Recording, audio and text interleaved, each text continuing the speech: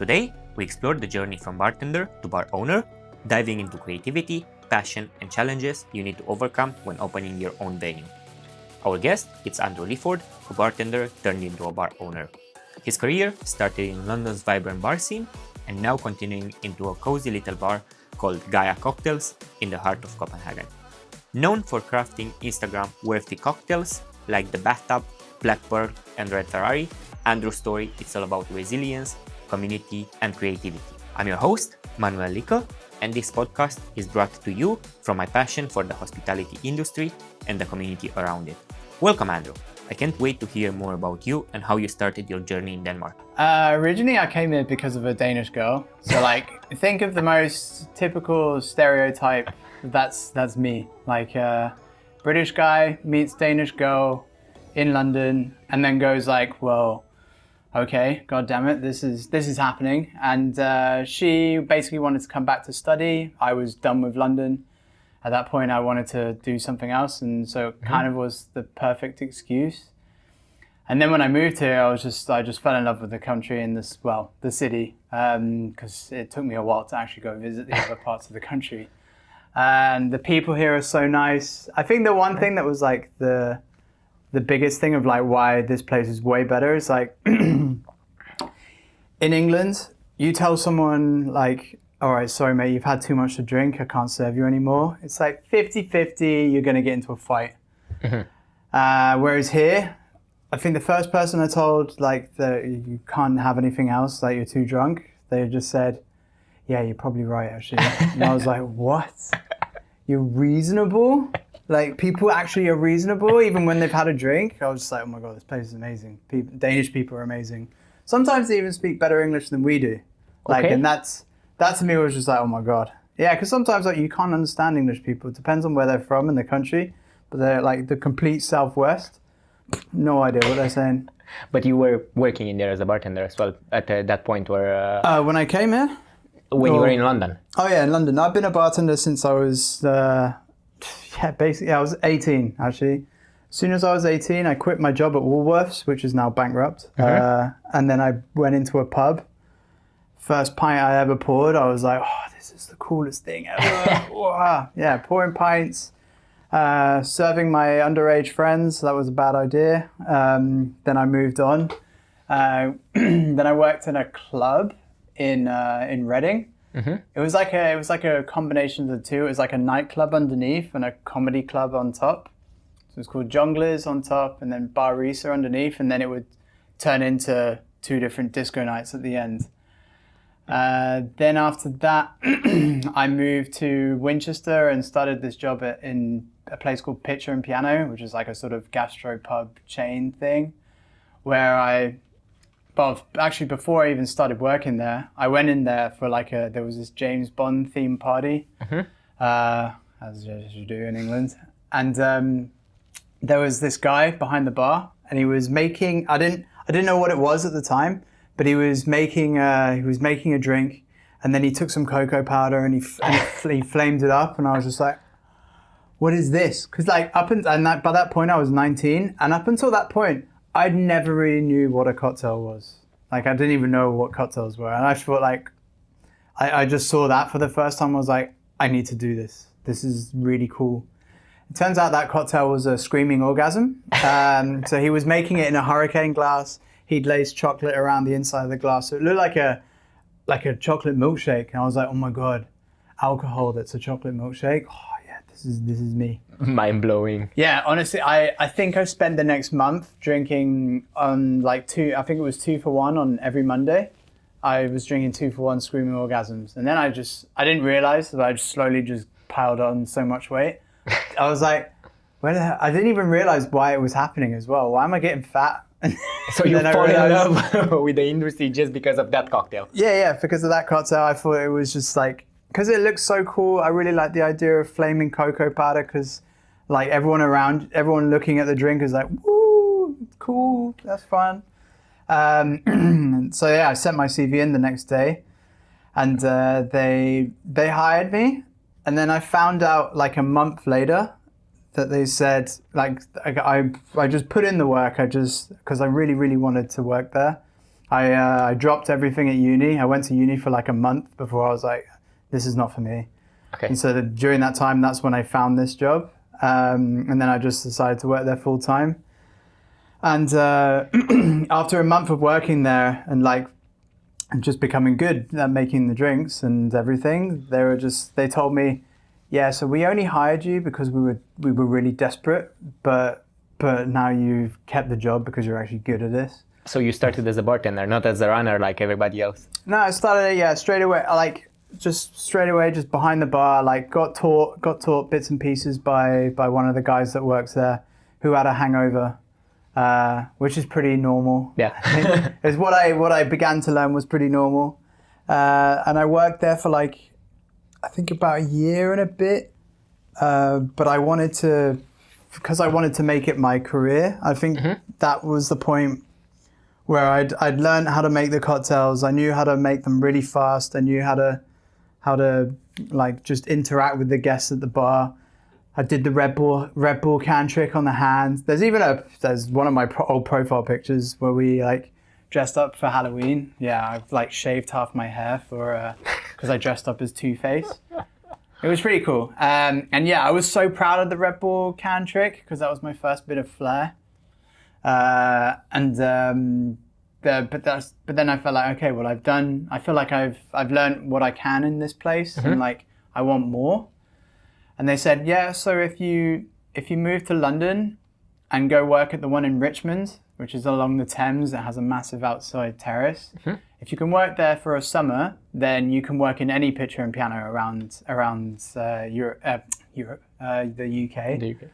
So I said, okay, cool, I'll do it. Moved straight to London, worked at the one in Richmond all summer, and it was chaos, but it was great.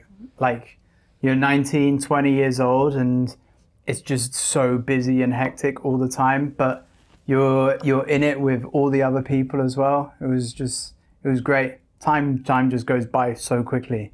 So it was the same place where you met your girlfriend? Yeah, it was the same. It was basically their flagship place. It was one of the first places that opened. I think the first one they had was in Fulham, and then they opened Richmond, Bishopsgate.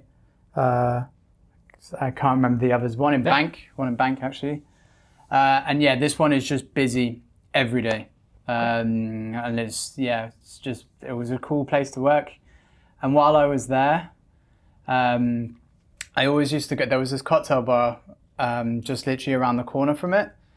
And I always used to go in there. And like the first time I got taken over there, I just saw these guys just like grabbing bottles off the back bar and just like free pouring into tins and like no measurements, no jiggers, nothing. Because like up until this point, like everything is with a jigger, of course. Like you measure everything like exactly, otherwise it's going to be wrong. But these guys are free pouring juices, syrups, spirits, like all like in the things that they should be. So like store and pours for the juices, speed pours on the syrups and the spirits, so that they can like. To me, I just felt like they were just making it up as they went along, and then they would pour it into the tin, spindle mix it, pour it into the glass, perfect.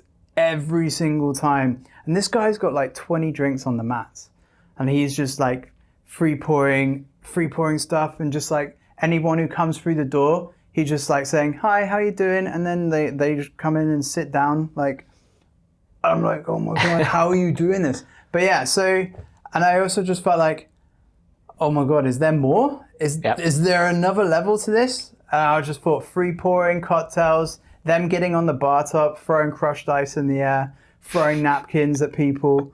I'm just like, oh my God, it's so cool. And it just made what I was doing seem so boring. But yeah, that's just kind of how the progression went. Eventually I asked for a job there, went through the training. There was 250 cocktails that they have on their menu that you just have to know off by heart. So the final bit of training in terms of the theory was you have to do what's called a top 100. Yeah. So they take a random 100 cocktails on the menu, and then you just have to write down all the ingredients and. Oh, so you the did not have method. to make them. No. It could have been a nice, nice That- introduction. So once you get past the top 100, you'll have what's called like your final bartender certification, where one of like the head trainers will come in into your bar, and they will just see how you interact with the guests, see how you bartend, and then they'll ask for a drink, and they'll ask for a couple of drinks, and just see if you have what it takes to work in that company. But yeah, there's also a free pouring test. So you had to do 72 different free pours, and I think you have to get it 100% correct. Okay, that's They were very strict on the free pouring. Okay. And you would do a free pouring test before every shift, because you're free pouring everything, and you want to make sure that the guest is always getting like the same drink. Whoever failed the free pour test that day would be on the floor. Okay. I was always put on the floor, but I don't think it wasn't because like we all did the same speed pour test. We all got the same marks basically, but there were bartenders in my bar who were just way better than me, and I was actually pretty good at the floor. Oh, that actually reminds me of a story actually. But yeah, this company was called S1.E1, and it's now the biggest cocktail bar chain in the whole of the UK. They have so many bars. It was started by 3 guys who worked at TGI Fridays. Yeah. One of them was a guy called Lee, who was he was the Flair Bartender champion 2 years in a row. He was like one of the first people that would flip a drink like that had a drink in it, like on his hands. And they took out car loans to say they were going to buy a car, and then they just turned it into a bar, paid their car loans back very quickly because they were really good at what they did. I think they started it because they didn't like the fact that TGI Fridays was turning into more of a restaurant, so they wanted to keep that fun. Yeah, keep it focused. I guess that they grew up with cocktail. And you moved in here with the company, or you just moved in here because of the girl? How did you end up in here? Oh yeah, sorry. Oh my god, I went off. I just started talking about random stuff. I moved here. Yeah, I moved here with the girl, but she became the student. I stayed a bartender, so we split. Like our paths just were messing with each other too much. I was coming home really late. So I'm quite a lot of the time drunk. She was not drinking like that much anymore. She was done with the party lifestyle. I was still very happy to be a party bartender. And so yeah, we ended up splitting up. But I stayed because I just love the city. Okay. And fast forward years, like now I have a girlfriend who's like the right person for me. Yeah. So she understands that it comes with more, the whole life of bartending / owning the place. Yeah. Because right now you are not a bartender anymore that much, right? Because you're still going behind the bar. I've seen you a couple of times behind the bar. So. Yeah. So definitely, yeah. I mean, the transition from bartender to bar owner, I think I've been very lucky with that sort of thing because I have 2 business partners who have their own like strengths in this business. For example, one of our partners, Ricky, he already owns 2 bars. Mm-hmm. So he's literally there to just tell me and Seb, like, if whatever is happening, if we're doing stuff wrong, like things that he's experienced in the past. And like, I trust everything he says. Like, so I'm really grateful that he's like there. Mm-hmm. For that. So he's also taught me like a lot. And Seb is really good with the back of house stuff. My strength is doing the front of house. So in that sense, like really, like I feel like I own the bar, but I'm also just the bar manager. Mm-hmm. So you somehow complete each other on it. Yeah, definitely. But how hard was the transition for you from the bartender, from the moment when you realized, okay, now is the time that I'm or maybe not realize that now is the time when I'm moving to the next step. But also it was a shift into the career. So how was it when it was that moment when you realized, okay, I'm done with bartending, or I don't want to bartend every single day of my life and I want to open my own place? Yeah, that's what the weird thing is like, yeah, we all imagine like that's the goal. Like everyone's goals are different, but this was mine. Like, was to be the bar owner and then like have that sort of financial freedom in a sense. Which I felt like I was kind of getting towards that, but the more I've been away from the bar, the more I feel like I don't know what to do. Like it's all I've done since I was 18 years old. Like, so the more involved I am, the actually more happy I feel. So yeah, like I don't want to be a 50-year-old bartender, but so there's definitely something I need to figure out along the way to like be involved with the business, but not have to be behind the bar the whole time. Although there is a certain thing of just like people come to the bar and they say, well, where's Andy?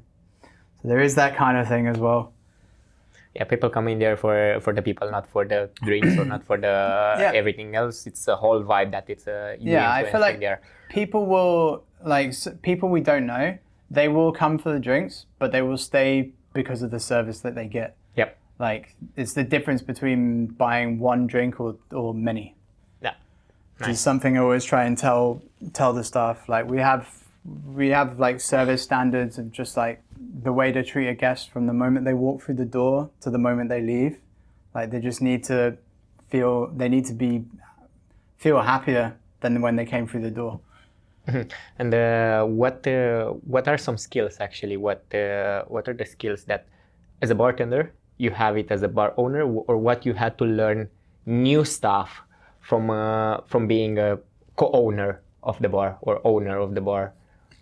Did you have to learn other stuff that you've learned while being a bartender, or did you have to do a whole transition into it? I feel like a lot of the skills as a bar owner and a bartender, well, I would say more bar manager, are very transferable. Like being really humble, like not rising to an argument, like just for me at least, being very cool-headed about whatever situation you're in, like makes your life a lot easier. Like the staff or they look up to you to basically have the answer for everything. So you just need to be very solution oriented, and that's kind of what you learn from being a bar manager. The bar manager's like their last resort is ask the owner, but you don't have that. As the owner, you are the last resort. So like you just need to have the answer for everything. You can't just be like, I don't know. So yeah, I feel like just having the answer for everything is always good. And what if you don't have it? Because there are times. Yeah, I suppose tonight I don't feel like there are some times, maybe when staff ask me something and I'm like, I don't know. But I feel like that makes it seem like I'm a human. Like I don't have the answer for everything, but also it's okay that you don't have the answer for it. Like then we don't have the answer now, but we'll find a solution along the way. So I think that's basically the one skill that I feel like has been transferable. A new one I learned that just sort of happens when you're the owner. You just don't. There's no like, oh, I want to have a day off. It's just like, I'll just do it. Yeah, you just work. Yeah, you just work. You don't even think about a day off. I think 7.E worked basic like the first year. We were closed Sundays and Mondays. So Sunday was for our hangover. Sunday was for our hangover. We would go out Saturday night and just be like, woo, that was great, loved it. Yeah, it was awesome. Like, we made like almost no money, but it was still good.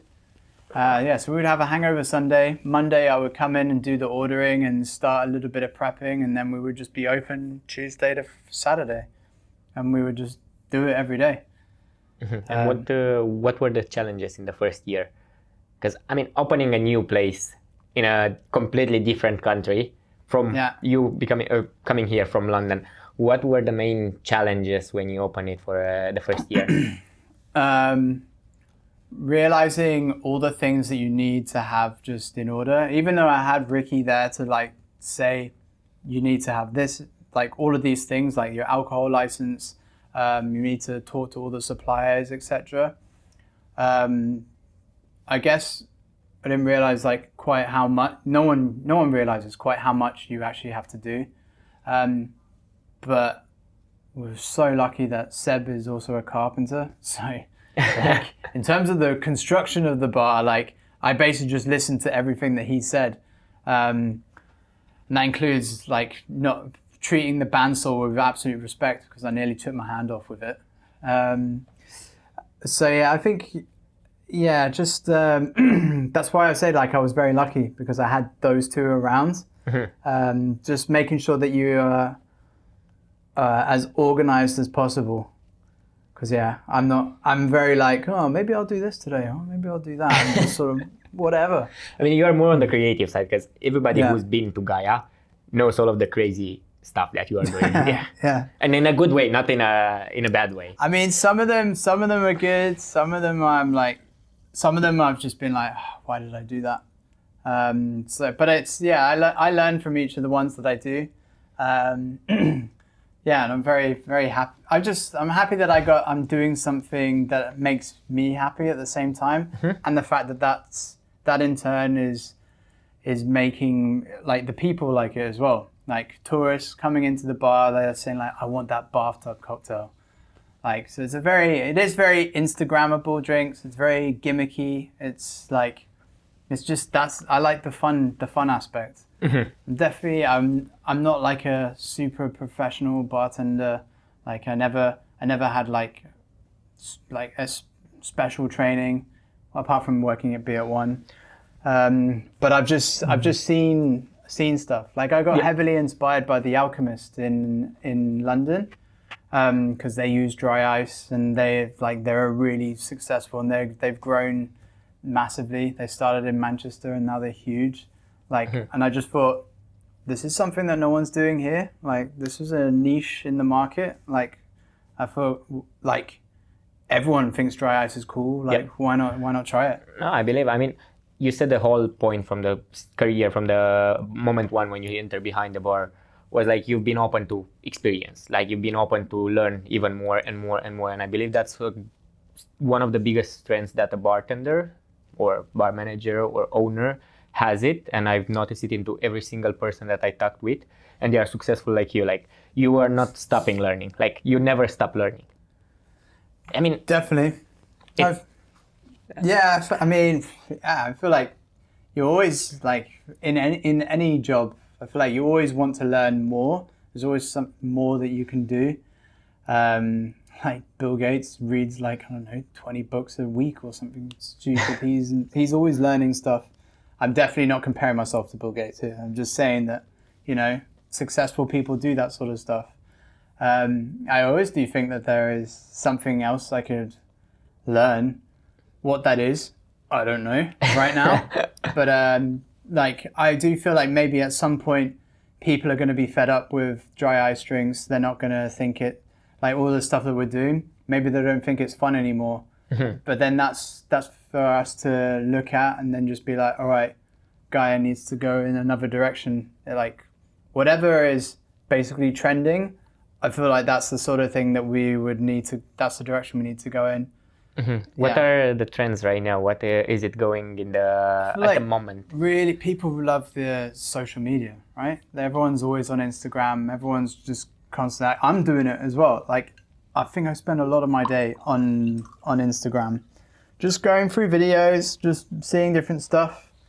There's this guy completely unrelated to bartending. There's this guy I follow who's like an ultra runner, and he loves listening to film music while he runs. I'm like, that's me. I love that. But yeah, like, so if people want to put something on Instagram, because the people that post on Instagram, it's normally for themselves or to give advice to other people. Like, if they want to have if they want to post cocktails, like it's going to look even more fun or more different if they have like one in a bathtub or one in a seashell, you know, because then people will be like, ask questions. Where is that? Where is that?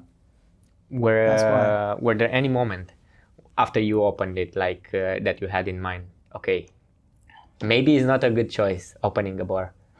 I don't know. I'm just asking because I haven't opened a bar yet, but it's all the time. You know, thinking, should I or should I not? Yeah. I spent 2 years working at Barkowski, thinking, should I or shouldn't I? Literally, my decision was, I went away for a summer and for a week to visit my family, and I said, I want to come away from this holiday with either I'm going to open my own bar in Copenhagen, or I'm going to leave the country and go and do something else, because I feel like I just was hitting a dead end.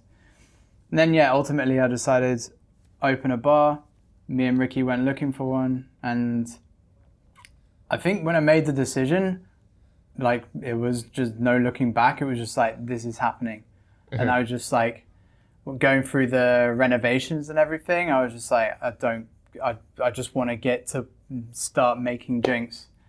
Actually, no. At the beginning of renovation, it was really fun because it was like, we're slowly building this like cool thing, and I knew that I wanted to put fairy lights in the ceiling with vines. And as soon as we put those up, straight away, I was like, "Ooh, people are gonna like that. It's gonna look cool." So yeah, I didn't really think about it. You just go straight into it. At least that was my feeling. I wasn't thinking like, what if it fails? All I was thinking was just like, I just want I want to get the bar open and I want to just keep doing this. I think. Was it hard to open it in the beginning? Because for instance, what it takes to open a bar in Copenhagen? How hard is it? What actually you need? What's the recipe? Not the perfect recipe, because it will never be a perfect recipe or a slow path, like smooth path. But what do you need the most? Do you need money? Do you need the people? Do you need all of them combined? Do you need to have the greatest location in Copenhagen? What are some things that you looked into it in the beginning before opening? I mean, you definitely do you need money to open things. But we were very lucky on that side because this was just after Corona. So a lot of businesses had gone bankrupt. And so we actually managed to find ours for a really reasonable price. But in terms of like having the money yourself, you will, if you really want it, you will find a way to get the money. It's not like I just saved a bunch of money. I took out a loan. I had to borrow from my dad. My partners did the same thing as well. So like, you borrow money, and you just get enough so that you can do it. What else was the other part of the question? It was primarily what you need aside of money, let's say, like that. You need people. You need knowing people as well. Definitely having connections. Like, I was very fortunate to have Ricky as a connection because like he was 9 years ahead of me in being an owner. So he already had a great stable business relationship with a lot of people, and so we were able to communicate that way. So yeah, definitely having as many connections as you can get is really good. But did you knew Ricky and Sebastian before? Because that's another topic that I want to touch. How right. close were three of you when you started this project? It's a relationship, right? Yeah. Like you are talking with them probably a bit, not more, but in equal parts as your wife. Your work wives, definitely. Yeah. Me and Seb were definitely, we became like a married couple. Me and Ricky, so I was the bar manager of Barkowski. I've been a close friend of Ricky's for like years. I think since basically I moved to this country. So he's definitely, he's one of my oldest friends. So I'd always had a bit of an issue with working for friends in the past, but I never looked back when I worked for him. He always gave great advice, sometimes very harsh advice, but You know, like it's you need to hear it when it comes to being a business owner.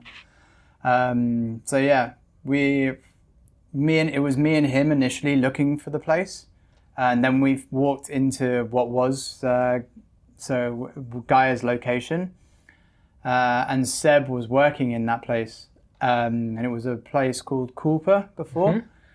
And the owners there, they wanted to sell, but Seb, who was working in the bar, he felt like that they could do something with this place, and then we offered him to come and have a chat with us and just hear what I wanted to do. I told him I wanted to make it into a sort of botanical gardens type of place. I wanted to do dry ice and whatever, and he was like, "Sweet, I'm in. I can do all the building stuff because I'm a carpenter." And then he said to me like that I can just handle the drinks because like that's the stuff I like to do. And then Ricky can just tell us when we're screwing up, which is what we needed to hear. Okay. And so that's how the partnership formed. And yeah, since then, like it's just been it's been okay. We're still around, but. So it's been just over 2 years now. Congrats! I know you had a couple of weeks ago the 2 years anniversary. Yeah, really. Yeah, I'm just happy that it's that we're still able to do these things. But how did your life change? Like, how did your daily life change from the bartender to bar owner? Bar owner now, not in the first year, because in the first year I believe you've been there more than you were supposed to. Did you chill down a bit right now as a bar owner, or are you still going full on 7 out of 7? Yeah, so I feel like I definitely had a bit of a weird situation where I was hiring more and more people. I think maybe I got a little bit tired of doing it all, like feeling like I just have to do everything. So I hired lots of people, and then I eventually took on a bar manager, and then I just sort of like retracted completely.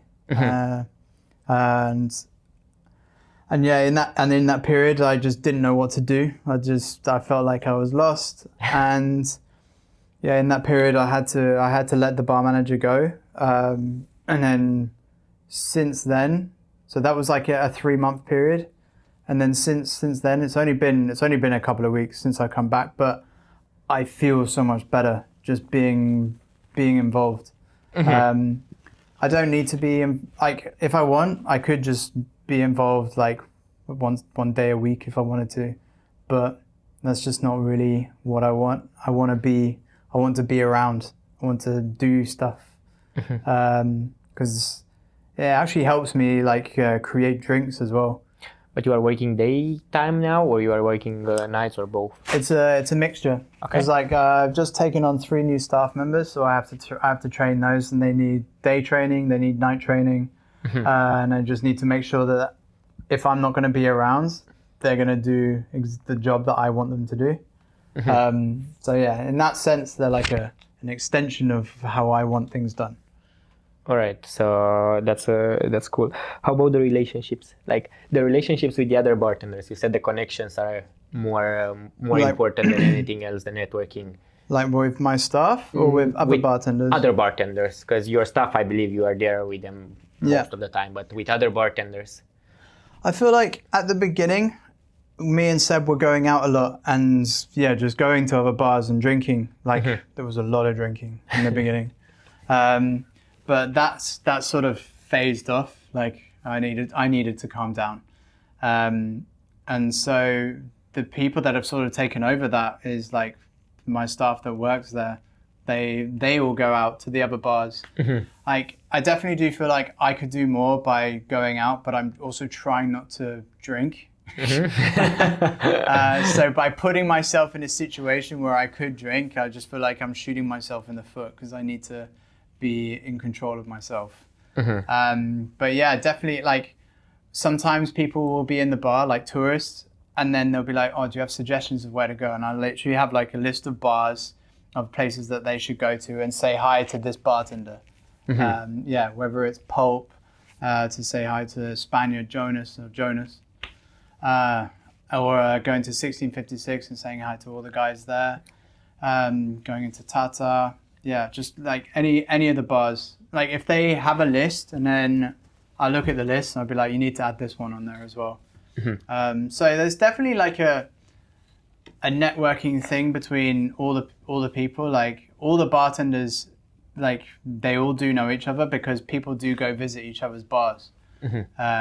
So yeah, there is like a sense of community, if anything. Like they'll also go to like cocktail competitions where they'll get to meet each other as well. Yep. Yeah, I think definitely a sense of community is a good thing. No, definitely it is. And you said you're not or trying not to drink anymore. Yeah. What happened? It was just like, okay, I could drink anything I want and no one can say anything.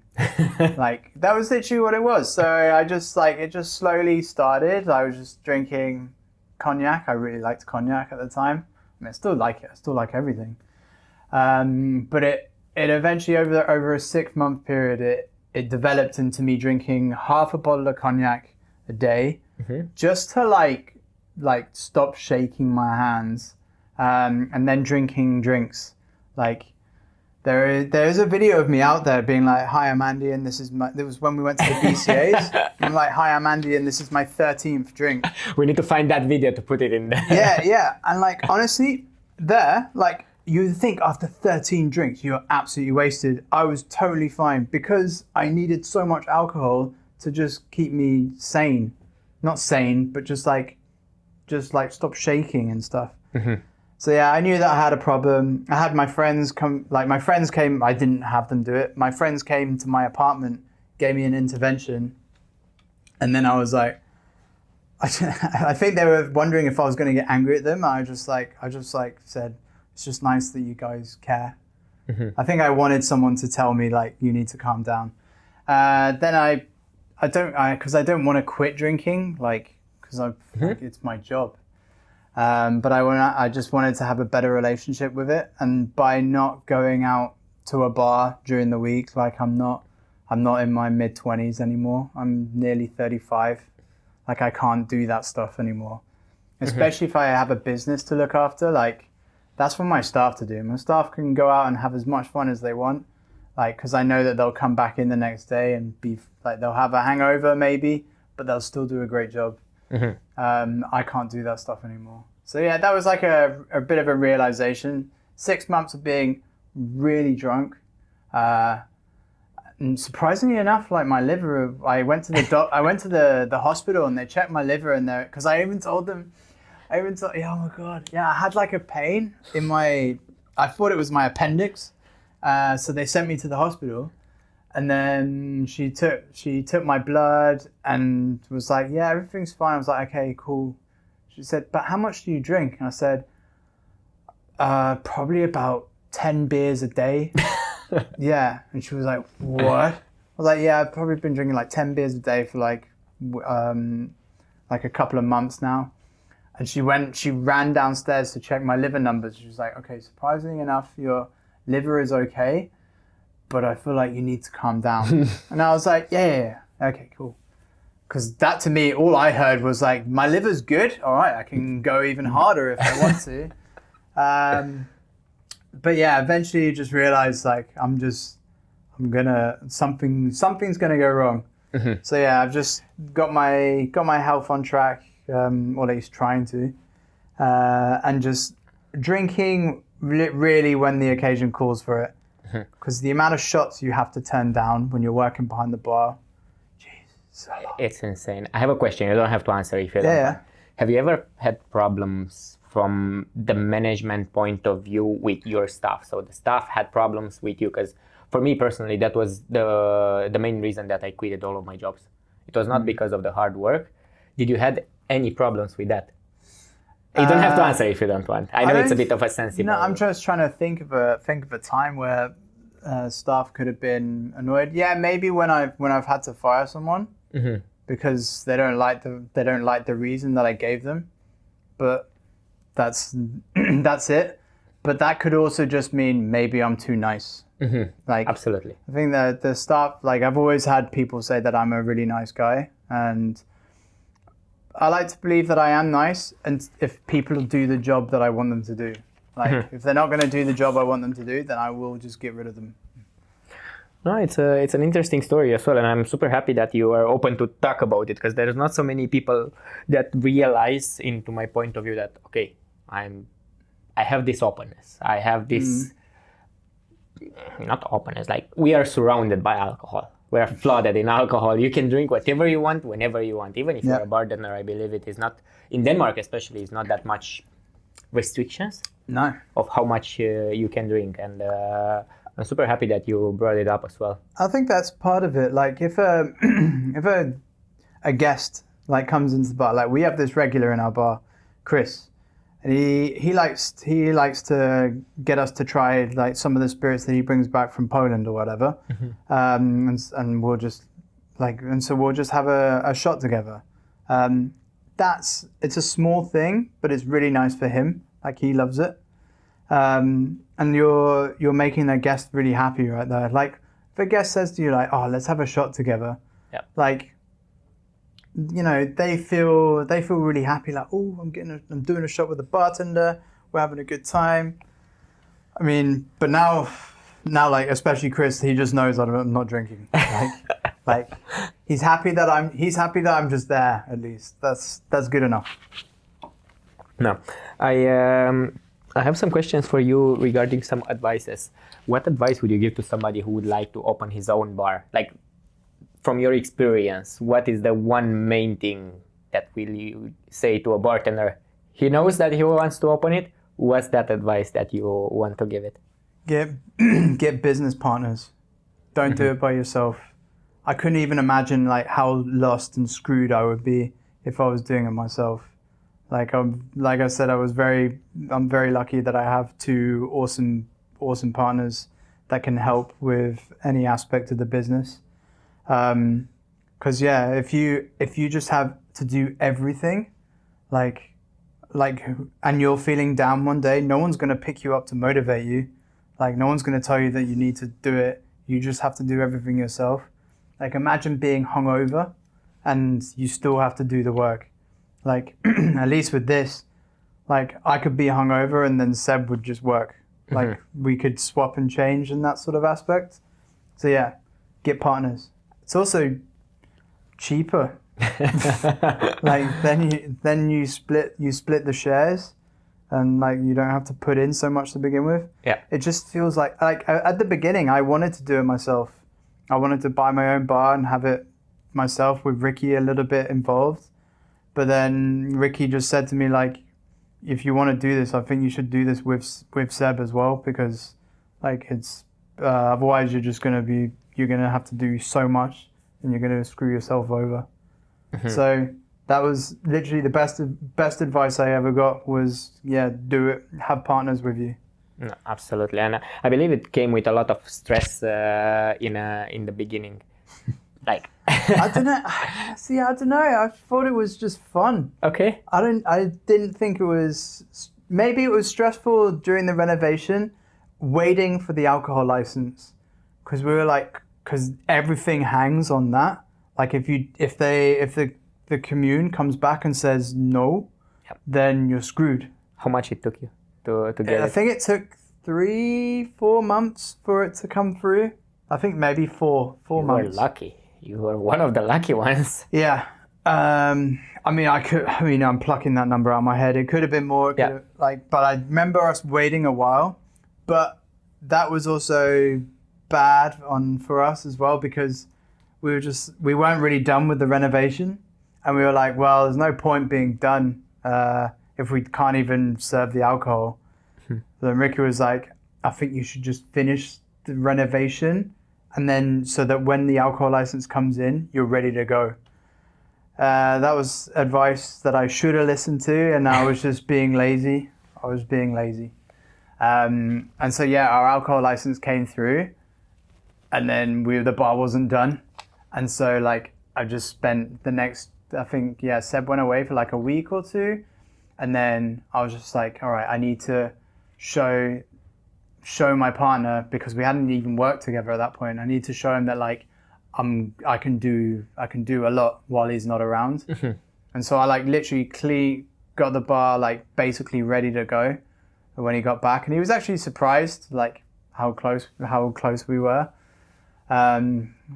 Nice. Yeah. And what is next? Next, Because you said you are back, yeah. but I believe, as much as I know you, I believe you are not stopping here. Yeah, I think we've always like jokingly talked about opening another bar. It's just a question of like finding the right place, having the right amount of money. Like I feel like Gaia at the moment still needs me to be around. It's not running by itself in a sense. That will come eventually. And then when that happens, I feel like then I can start another project. But until then, yeah, it's just sort of waiting around. But I don't know. Yeah, like I really like the whole cocktail making stuff. Like coming up with, like the new thing is just coming up with another menu, and just seeing if I can, like wow people in another way. Like people come in and be like, I want that weird new one that you've got. I mean, it's working. I can tell you from my experience. My sister always wanted to come to your bar, and he even told me last week, I want to go to the bar and get that cocktail with a shell. You have one in the shell. I don't know the name of it. That one she wants. That's the Stintino. So my girlfriend went to Sardinia with her aunt 2 years ago, and she went to this cocktail bar. And they had a lychee cocktail on the menu, which I was like, oh yeah, lychee's really good. And then they also had a limoncello cocktail. I was like, oh my god, yeah, limoncello is really nice. And then I was like, oh, those two would work really nice together. Lychee, limoncello, hell yeah. And then I just thought, all right, Stintino is in a seaside town, so therefore it should come in a seashell. I always wanted to do a seashell cocktail in like a conch because it looks cool. And then like you put like a sea foam on it, making emulsion, but just made out of lychee. So yeah, it was just a story connected. How do you come up with the crazy ideas that you have for cocktails? How do you come up with birds in cages? Honestly, it could just be randomly. I would be walking down the street, listening to Hans Zimmer music or something like that, and then like an idea would pop into my head. I think for the first menu, because I had to have a few ideas, I was inspired by The Alchemist in London. So I definitely took a lot of their ideas because they work, but just put my own little twist on it.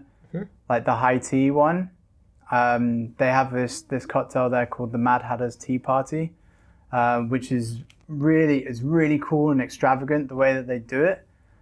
Which involves dry ice and like a lot of equipment, but we don't have the luxury of having so much space in the bar.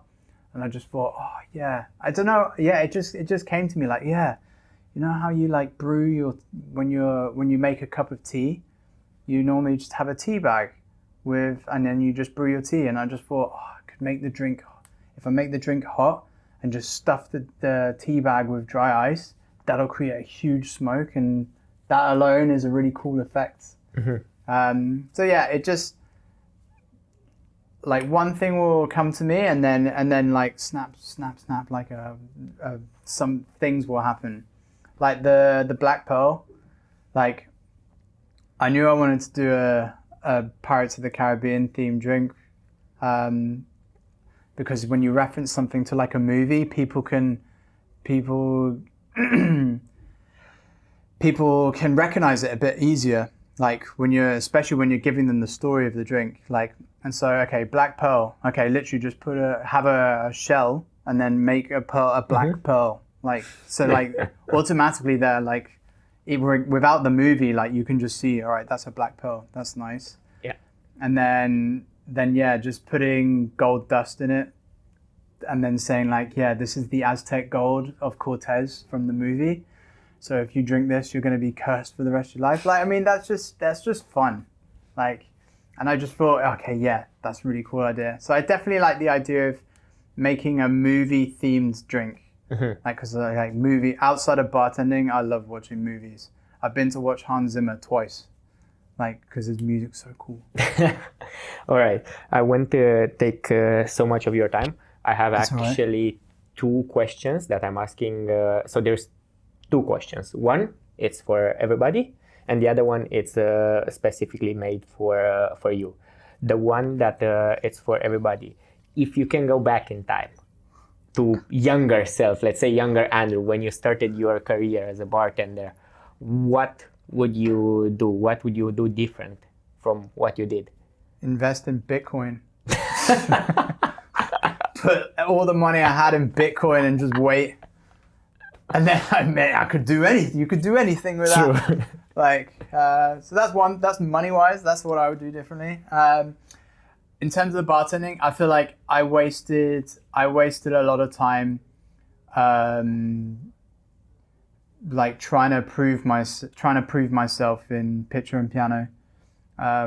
Like, because I felt like I'd learned. I was young and like I definitely hadn't learned everything I needed to, but I also felt like I wasted a bit of my career there, and I feel like I should have also gone and worked in other cocktail bars in London instead of just thinking S1.E1 is the best. Mm-hmm. Like, because there's so many other places like Nightjar, the Connaught, like all of these really, really cool bars that I could have worked in. So I wish I did that.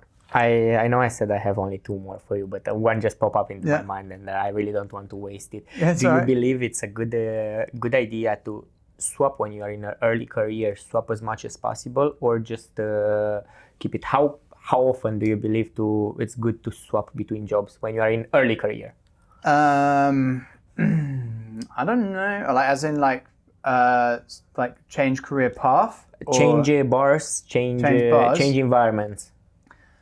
I think once you've learned everything that you need to, like, and it doesn't become a challenge anymore, then you should find the next challenge, because I feel like you're probably only just going to get worse at your job because you don't care as much.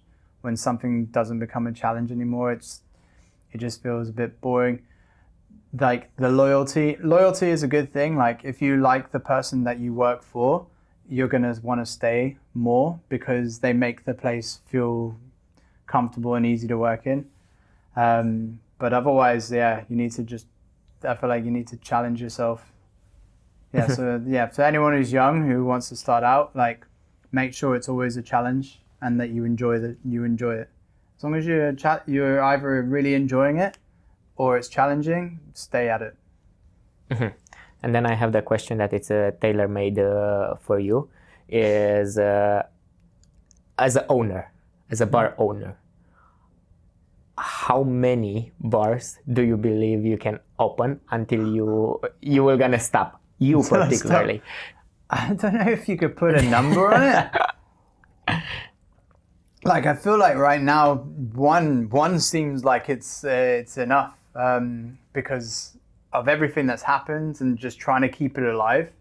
Like, one seems like enough. Like, having to add another one to it seems like it would just be. But at the beginning, me and Seb did talk about it, and we talked about 3. Talked about Gaia be like our little baby, have a second one which is just like a money maker, and the third one, because it would be cool if we had one, like a bar in the top 50. Like, so that one be like the little project. Because I would really like it if Copenhagen was just thought of as like a nice place for people to come for cocktails. Like, it's been a long time since Ruby was in the top 50. And I do think that all the bars that are making drinks, like, they have great service, they're making great cocktails. I would like it if the top 50 bars would just would recognize that and come spend some more time here. No, absolutely. I believe the same, that Copenhagen deserves a bit more love in terms of top 50. We were talking in the last episode about why is it top 50 Asia, top 50 USA, but nothing in the Europe. Like, something more specific to this region, but we never know. I don't know, maybe it's like because in Asia there's just so many to choose from. I don't know. Probably. All right, Andrew, I would like to thank you so much for being part of it. Thank you for accepting the idea. Yeah, no And problem. I'm looking forward to have you for the next one, because we are actually planning to do a redo to all of the episodes that we started in the beginning. So there will gonna be a second episode with both of us talking. All right. So thank you so much, and I really appreciate your time and you being here. Yeah, no worries. Thanks, man. Yeah, thanks for having me. Cheers. Thank you for joining us for our first episode of Barvox, the podcast. To enjoy more of Andrew's stories, visit his bar, Gaia Cocktails, with your friends and check out his crazy cocktails. This episode was produced by Mihai Paul and I, Manuel Lică, with thanks to Midnight Media Company. Please find us on YouTube and wherever you get your podcasts. Be sure you subscribe and rate us.